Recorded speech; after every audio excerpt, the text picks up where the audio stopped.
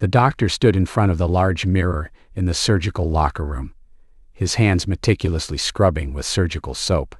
The antiseptic scent filled the air, a familiar and unsettling reminder of the high-stakes world he operated in daily. He was renowned for his skill, a master of the scalpel, yet today was different. Today he was about to step into the arena of life and death once more. The fluorescent lights hummed overhead, casting a sterile glow that made everything feel unreal, almost distant. He took a deep breath, feeling the weight of the moment settle on his shoulders. "Just another day at the office," he murmured to himself, his voice barely a whisper in the echoing room. He glanced at the clock on the wall. Time was slipping away, and with it, the chance to prepare himself mentally for the surgery. The patient today was a young boy, Felix, only 8 years old. The urgency of the situation had been underscored by the sudden onset of a rare medical condition that left the child fighting for his life. The doctor had spent the night researching, poring over case studies, and preparing mentally for the challenges ahead. The thought of a child on the operating table tugged at his heartstrings, but he had always believed that every life mattered, regardless of age.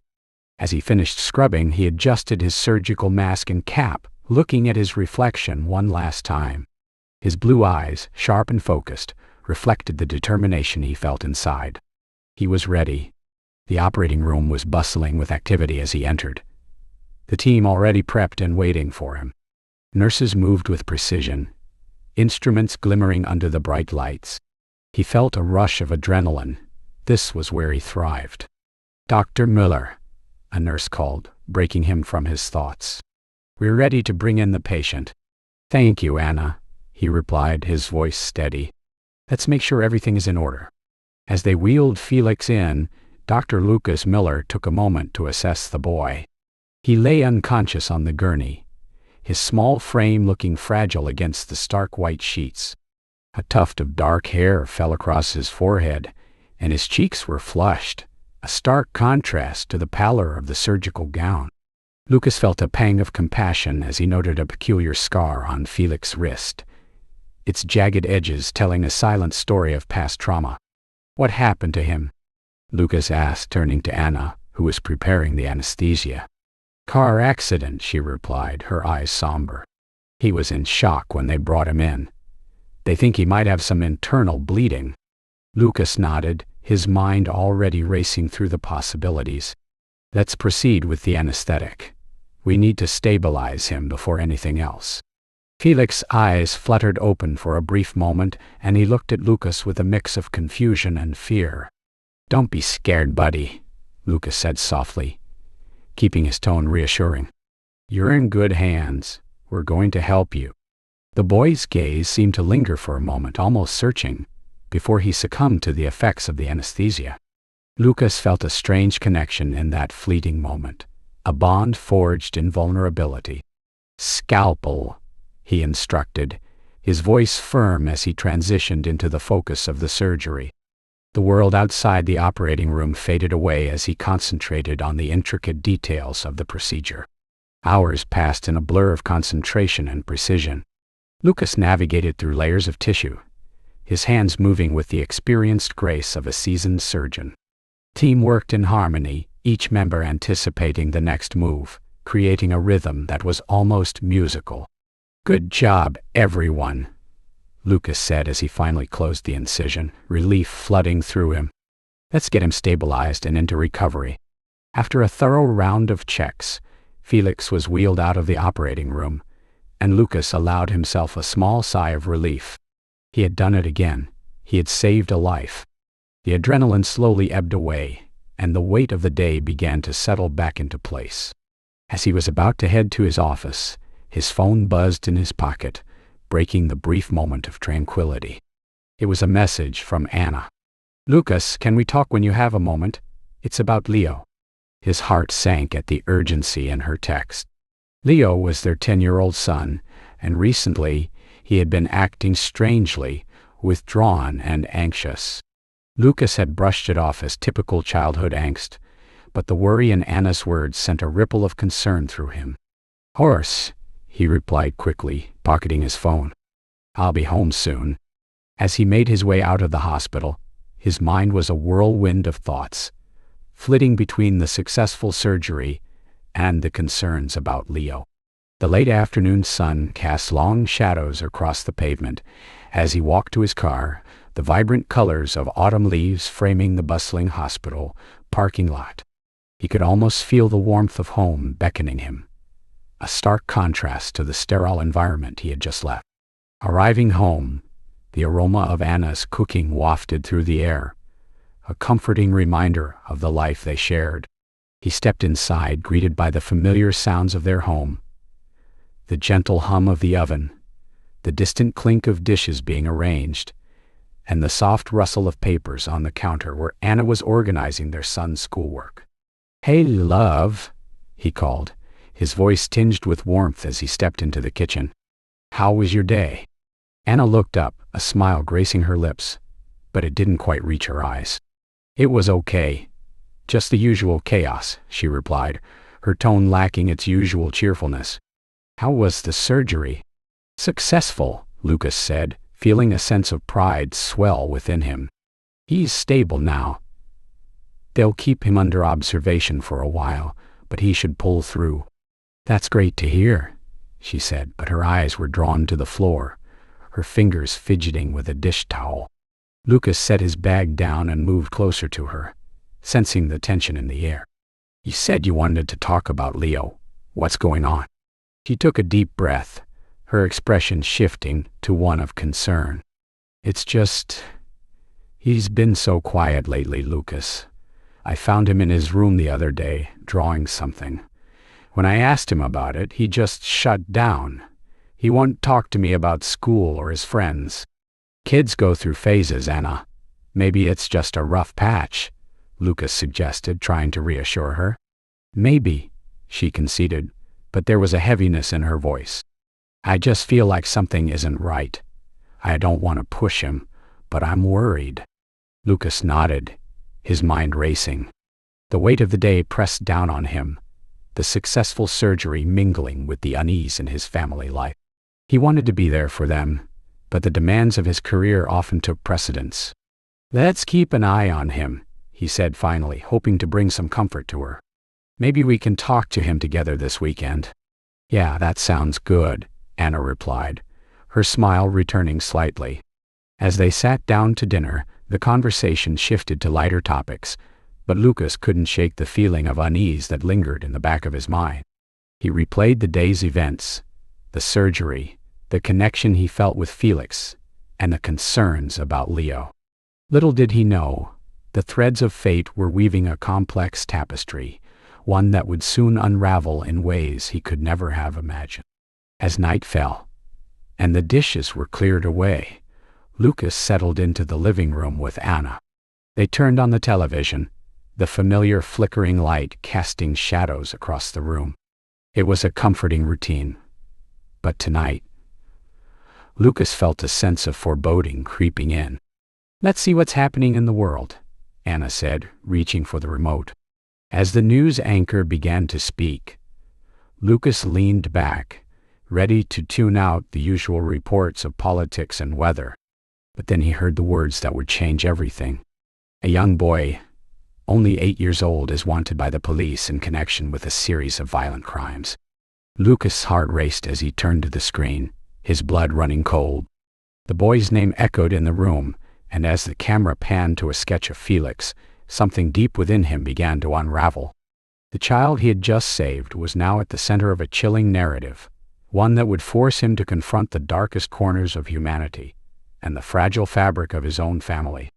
The evening air was filled with the tantalizing aroma of roasted vegetables and tender meat as Dr. Lucas Miller stepped through the front door of his home.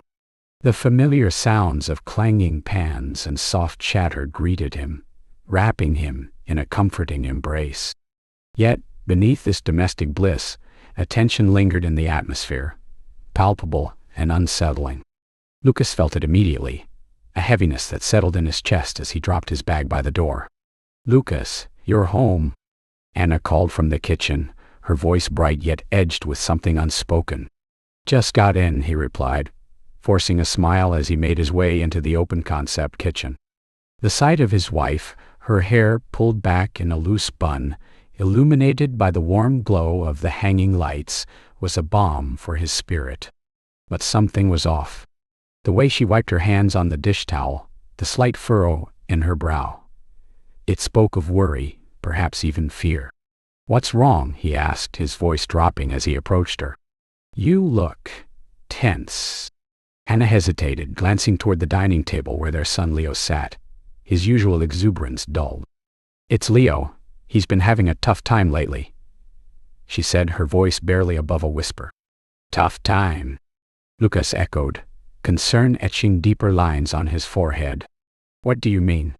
She sighed, leaning against the counter as she crossed her arms. "He's been anxious. He doesn't want to go to school, and when he is there he's quiet, withdrawn. I think he's scared of something, but he won't tell me what." "Scared? Of what?" Lucas' heart raced as he grabbed a chair, sitting down opposite Leo. Their son's gaze was fixed on the table, his fingers tracing the grain of the wood like it held the answers to all his fears. His innocent features contrasted starkly with the horrific allegations. A chill coursed through him as he recognized the scar on Felix's wrist, the very same scar he had seen during the surgery. "What the hell?" Lucas murmured, his mind racing. "No, it can't be." "Lucas." Anna's voice was laced with concern as she noticed his reaction. "What is it?" "Felix," he breathed, barely able to form the words. "The boy I saved today. He's the one they're talking about." Anna's eyes widened in disbelief as she turned her gaze to the television. "Are you sure? That's impossible." "It's him, Anna. I saw the scar. He was in my operating room just hours ago." Lucas felt a whirlwind of emotions: shock, disbelief, and an unsettling sense of betrayal. How could he have saved a monster? The news anchor continued, detailing the gruesome nature of the crimes and warning viewers to keep their children safe. Lucas' heart raced. What if he comes for Leo? He thought, the very idea sending icy dread through him. "We have to tell the police," he said, urgency igniting within him. "I need to report this." "Report? What exactly?" Anna asked, her voice rising. "That you operated on a child who might be a killer? They'll think you're overreacting. This is serious, Lucas." "I don't care what they think." Lucas shot back, his frustration boiling over. "I have to do something. I can't just sit here and let it go. What if he targets Leo? What if he's already watching him?" Anna's expression shifted, a mix of fear and anger. "And what if they dismiss you? What if they think you're the one who's unstable? You can't just go around accusing a child of murder based on a scar."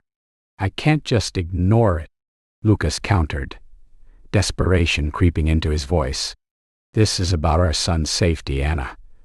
I can't let this go." Silence fell between them, thick and suffocating, as Anna's eyes searched his for understanding, for a sign that he was still the man she knew. "Lucas, please," she implored softly. "Think about Leo. What if this turns him into a target? What if you put him at risk?" Lucas clenched his jaw, torn between the duty he felt as a father and the nagging sense of responsibility that came from being a surgeon.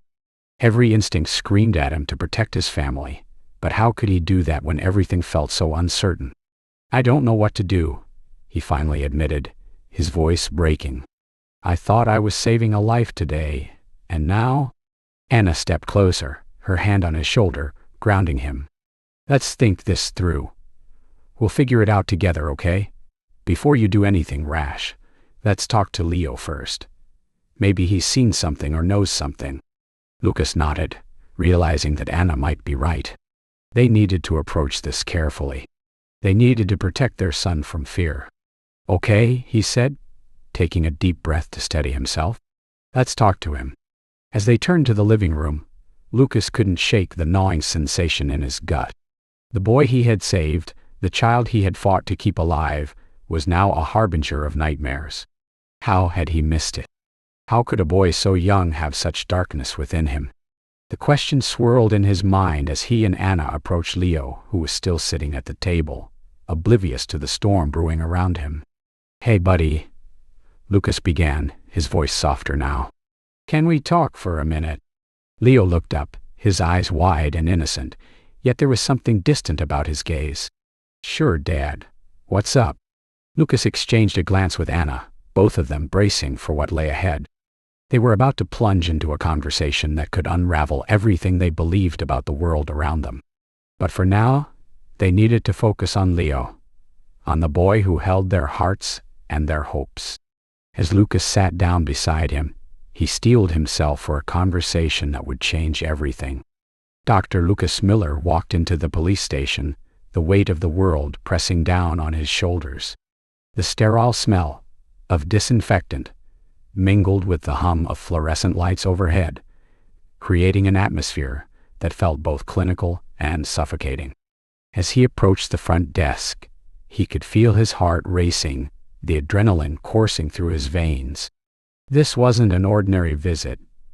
He was here to share what he believed could be a crucial piece of information about a murder suspect. "Good morning, sir. How can I help you?" The officer at the desk looked up, his expression a mix of boredom and mild curiosity. "I need to speak with someone about the boy named Felix," Lucas said, his voice steady despite the turmoil inside him. "I believe he might be involved in some serious crimes." The officer raised an eyebrow, skepticism etched across his face. "Felix? The missing boy? Are you a relative?" "No, I'm not related. I'm a surgeon," Lucas replied, trying to maintain his composure. "I operated on him a few days ago. I saw a news report that linked him to a series of murders. I have information that could help." The officer leaned back in his chair, crossing his arms.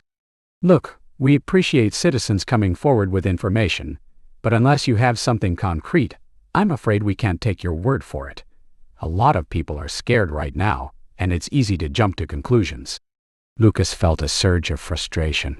"I understand that, but I don't think you realize the severity of the situation.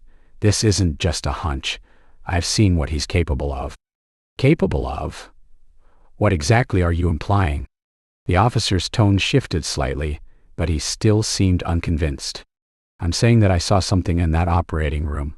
Something in his eyes," Lucas said, his voice rising slightly. "He's not just a child. He's dangerous." Before the officer could respond, a detective strolled in, his demeanor more serious. "What's going on here, Johnson?" He looked at Lucas, sizing him up. "You don't look like you're here for a friendly chat." Lucas took a deep breath, desperate to convey the urgency of his message. "I believe Felix is involved in the murders. I need to report what I know." The detective regarded him with narrowed eyes. "And what exactly do you know?" "During the surgery he had a scar on his wrist.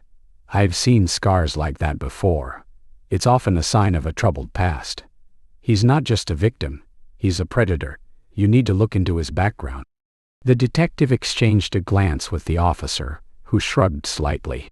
"We'll look into it," the detective said, his tone dismissive.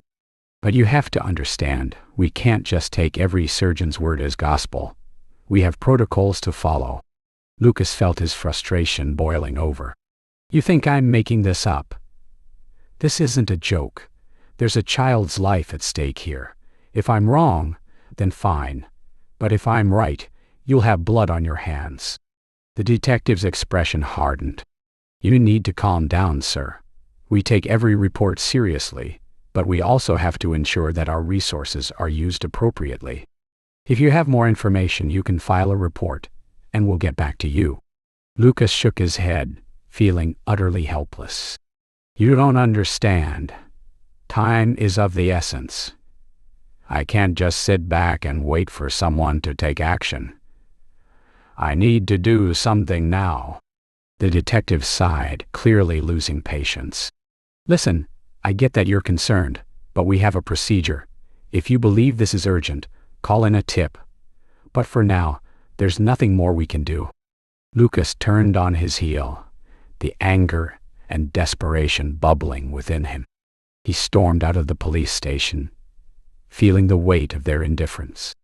As he walked back to his car, he couldn't shake the feeling that he was fighting a losing battle. The next day, the weight of his thoughts lingered heavily as he pulled into his driveway. He glanced at the house across the street, the one where Felix's family lived. The sight of it sent a shiver down his spine. He hadn't meant to become so obsessed, but the idea that the boy he had saved was a monster haunted him. After a moment's hesitation, Lucas parked his car and stepped out, curiosity pulling him closer to the house. He stood on the sidewalk watching the front door, his mind racing with questions. What kind of family raised a child like Felix? Did they know? Did they turn a blind eye to their son's actions? As he stood there, a woman emerged from the house. She was in her mid-30s, with a warm smile and a friendly wave. "Hello there, can I help you?" Lucas felt a knot tighten in his stomach. I'm a neighbor," he stammered. "I was just wondering how Felix is doing after his surgery." "Oh, he's doing okay," she replied, her voice cheerful. "He's recovering well, thank you for asking. It was such a relief to have him back home." "Relief," Lucas echoed, the word tasting bitter on his tongue. "I'm glad to hear that. Did you know him well?" she asked, tilting her head in curiosity. "Not really. I just operated on him. But I've been worried about him, considering everything that's been happening." The woman's smile faltered slightly, but she recovered quickly. "Well, kids can be troubled sometimes, but he's just a boy. He's been through a lot. I'm sure he'll be fine." "Has he been acting differently since he came back?" Lucas probed, feeling a sense of urgency creeping into his voice. "Oh, he's been a little quieter than usual, but I think that's normal after a hospital stay. Kids bounce back differently, don't they?" She seemed eager to brush off his concerns. "Have you thought about maybe talking to someone? A counselor, perhaps?" Lucas suggested, trying to gauge her reaction. "Why would we need to do that?" she asked, her tone defensive. "He's just a child. We're doing our best to support him." "Sometimes support isn't enough," he pressed. "Sometimes children need more than kindness." The woman crossed her arms, a protective stance that raised alarm bells in Lucas's mind. "We appreciate your concern, but we know our son better than anyone. He's been through a lot, and we're handling it." Lucas felt a wave of dread wash over him. The way she spoke, the way she dismissed his concerns, it was as if she was trying to shield something dark. "I hope you know what's best for him," he said, forcing a smile. "Thank you. It was nice talking to you. We should have you over for coffee sometime." Her smile was bright, but Lucas could sense an underlying tension. "Sure," he said, though he felt far from convinced. As he retreated to his own house, he couldn't shake the feeling that Felix's family was hiding something, perhaps even something sinister. Sitting at the kitchen table, Lucas stared out of the window toward the house across the street. He felt trapped in his own thoughts, the tension between his duty as a surgeon and his role as a father pressing heavily on him. He had saved Felix's life, but what had he really done? He was caught in a moral quagmire, and he needed answers before it was too late. The sun dipped low on the horizon, casting long shadows across the cobblestone streets of Lucas Miller's neighborhood. The air was thick with the scent of autumn leaves, but rather than the fresh, invigorating aroma of the season, it felt more like a prelude to something sinister. "You're a surgeon, Lucas. You save lives. You can't ignore this." The argument fizzled out, leaving them both in a state of uneasy silence. Lucas stared out of the window, watching as the last rays of sunlight slipped away, plunging the world into twilight. The shadows danced against the walls, reminding him of the darkness he felt creeping into his life. He needed to know the truth, but at what cost? The next day, driven by a mixture of dread and determination, Lucas made the decision to follow Felix after school. He parked his car a few blocks away, his heart pounding as he watched the children spill out of the school gates, laughter ringing in the air like a cruel mockery. Among the throng, he spotted Felix, his small frame moving with a confidence that belied his age. Lucas took a deep breath and stepped out of the car, blending into the crowd of parents and guardians. He trailed behind Felix, keeping a safe distance, his pulse quickening with every step. The boy's laughter echoed in his ears, and as they walked down the street, Lucas's mind raced with thoughts of what he might discover. Felix turned down an alleyway, and Lucas hesitated for a moment before following. The alley was narrow and dimly lit, the walls adorned with graffiti that seemed to whisper secrets of the city's underbelly. He watched as Felix approached another child, a boy with tousled hair and a backpack that looked too heavy for his small frame. "Hey, what's that?" Felix called out, his voice deceptively friendly. The other boy turned, his expression shifting from confusion to fear as he took in Felix's predatory grin. I don't know," he stammered, backing away slightly. Lucas felt a chill run down his spine, his instinct screaming at him to intervene. But he remained frozen, hidden behind a dumpster, unable to tear his gaze away from the unfolding scene. Felix stepped closer, the sunlight catching the glint of something metallic in his hand. Lucas squinted, his heart racing as he realized it was a small knife, gleaming ominously. "Come on, don't be scared. Just let me see," Felix urged, his voice a low, coaxing whisper that sent shivers through Lucas. The other boy shook his head, eyes wide with panic, as Felix advanced, his movements too fluid, too practiced. It was a dance of control, and Lucas felt a surge of despair wash over him. "Felix, stop," Lucas shouted, his voice breaking the tense silence like shattering glass. The boys turned to him, surprise etched across their faces. Felix's smile faded, replaced by a cold, calculating stare that sent a jolt of fear through Lucas's body. "Stay out of this, Dr. Muller," Felix said, his tone dripping with menace. "You don't know what you're getting into." Lucas stepped forward, adrenaline coursing through his veins. "You're scaring him. Put the knife down and walk away." Felix glanced at the other boy, who was now trembling, and then back at Lucas. "Why do you care about him? He's just a nobody," he sneered. "You saved my life, but you don't understand me. No one does." "Maybe I can help you," Lucas replied, desperation creeping into his voice. "You don't have to do this. You can talk to someone about what you're feeling." "Talk?" Felix echoed, his voice rising with fury. "You think talking will fix everything? You think you can save me like you saved that stupid little boy?" Lucas' heart sank. The realization hit him like a punch to the gut. Felix was not just a child in trouble. He was a monster, a reflection of something darker that lurked within the human psyche. The other boy, sensing the danger, took a step back, his eyes darting between Lucas and Felix. "Leave him alone," Lucas shouted, stepping closer, his protective instincts flaring. "You're not the person I thought you were." Felix laughed, a chilling sound that echoed off the alley walls. "You don't know anything, Lucas. You saved me, but you don't understand what I've become." He took a step back, the knife glimmering in the dim light as he tilted his head, studying Lucas with an eerie intensity. "Maybe you should look at your own family. Maybe you should wonder if they're safe with you." The words hung in the air, heavy and foreboding. Lucas felt his stomach churn as the implications washed over him. Felix's twisted logic was a reflection of the chaos that had begun to invade his life, a reminder that innocence could be a fragile facade. "Felix, please, just walk away," Lucas pleaded, his voice trembling. "This isn't you. You're better than this." But Felix's eyes darkened, the innocence that once resided there now replaced by a chilling void.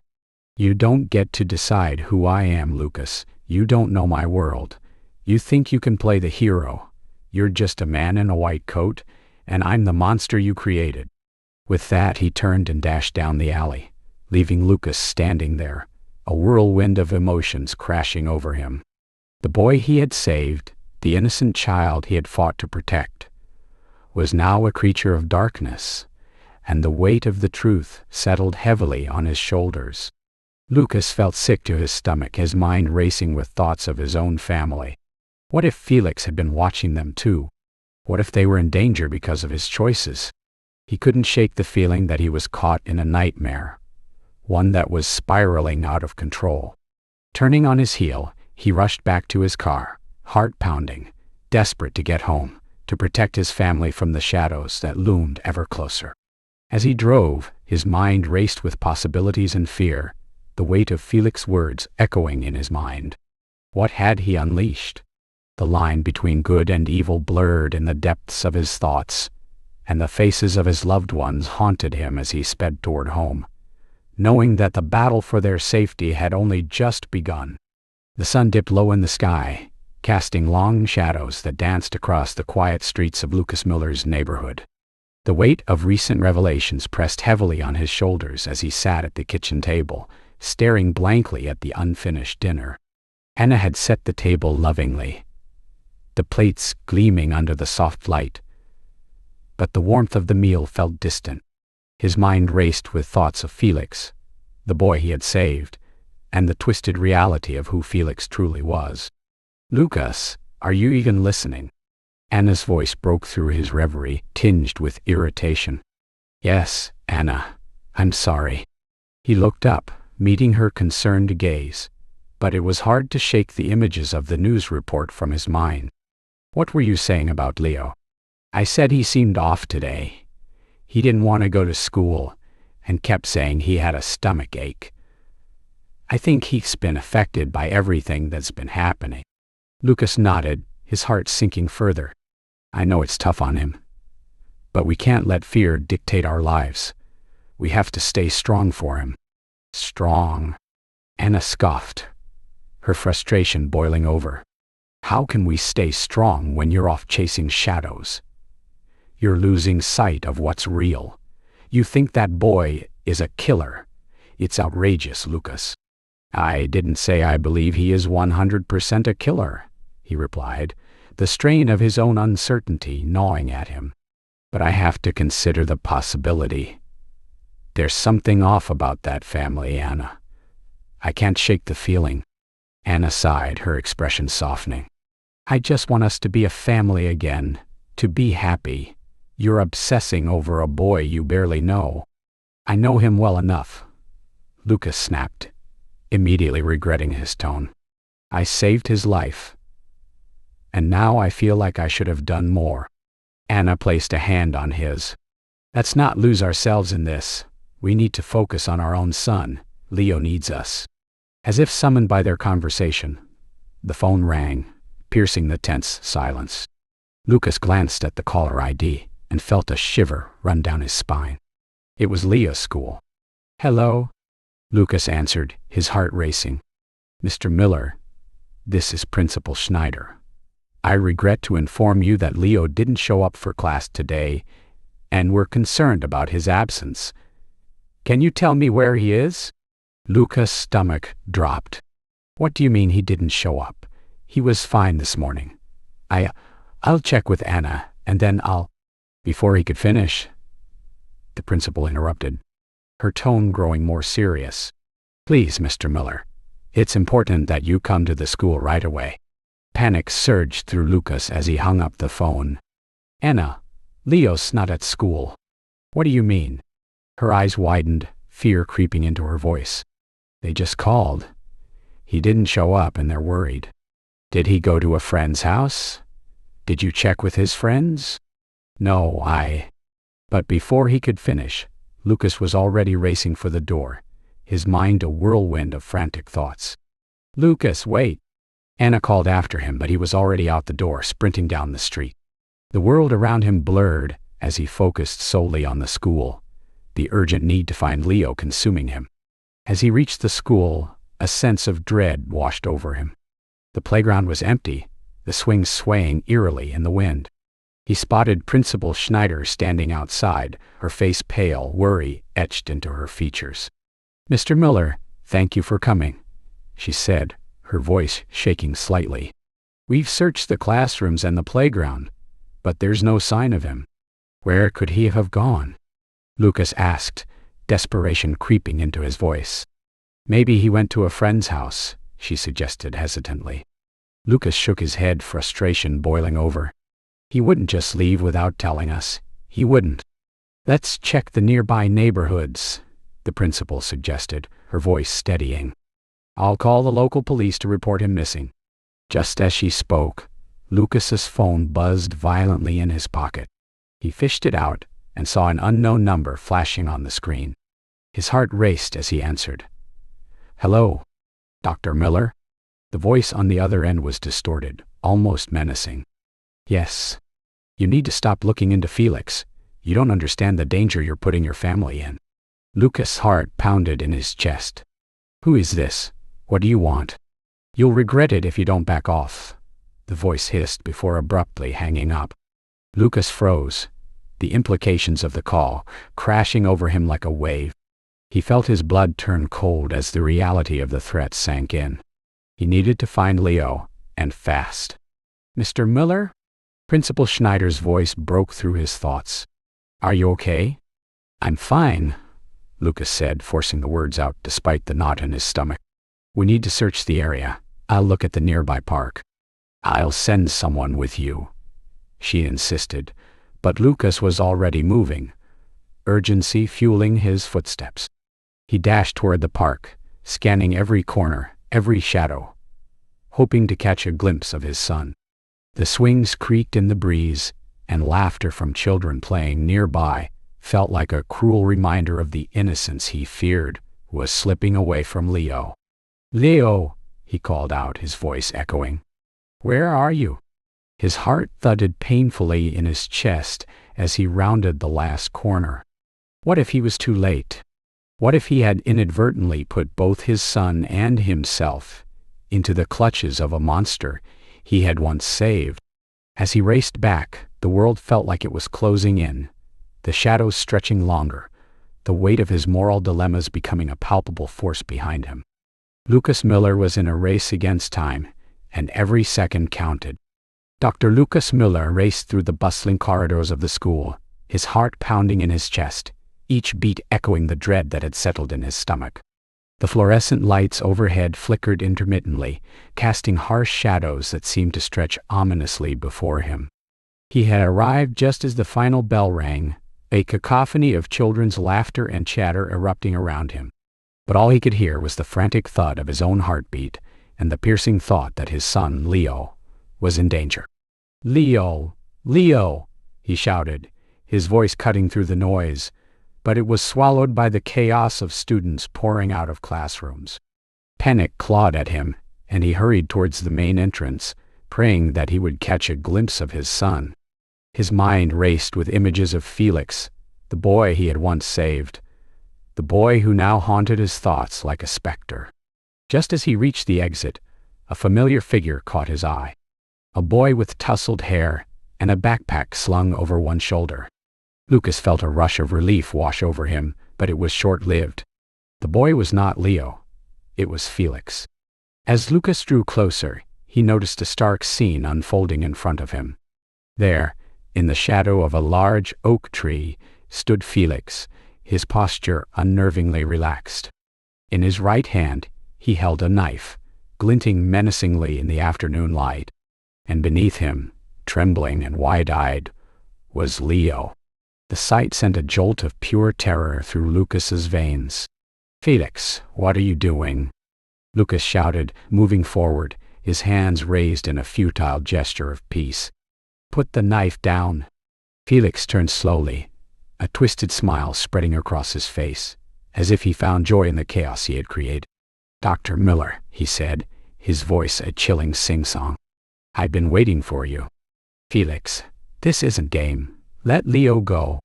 Lucas' voice cracked, desperation clawing at his throat. He could see Leah's eyes darting between him and Felix, confusion mingling with fear. "Game?" Felix echoed, tilting his head. "This is no game, Dr. Miller.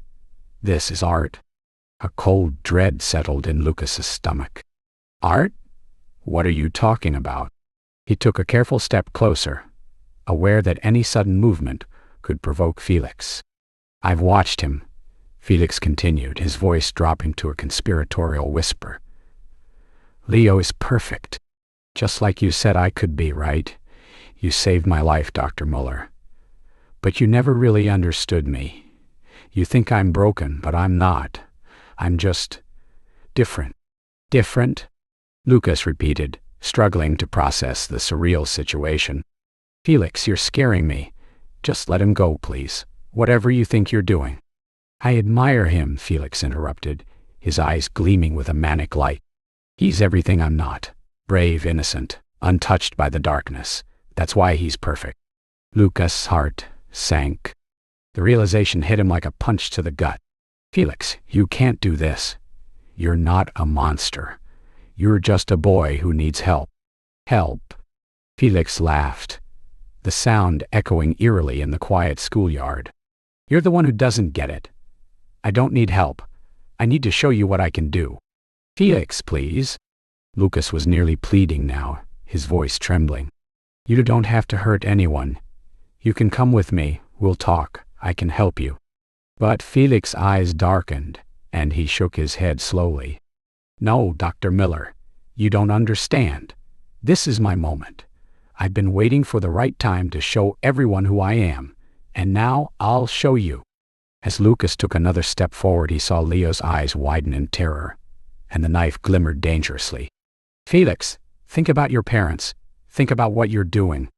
Suddenly, the sound of sirens wailed in the distance, growing louder. Relief and dread warred within Lucas as he realized help was on the way, but he feared it might be too late for Leo. Are you going to choose him over me? Felix asked, his voice dripping with venom. You saved my life, and now you're going to let me get caught?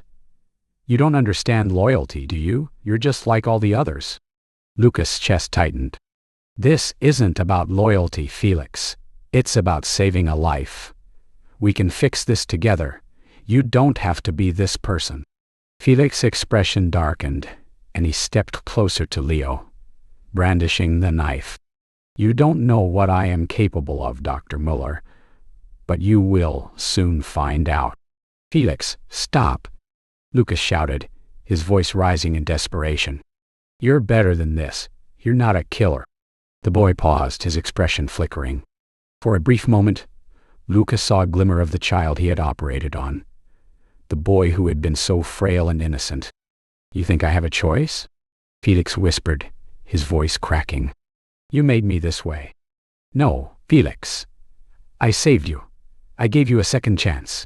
Lucas' voice was raw with emotion. You can still choose to do good.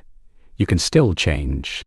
But before Felix could respond, the sound of approaching footsteps echoed behind Lucas. The police had arrived, their shouts breaking the tense standoff. Drop the weapon, hands in the air.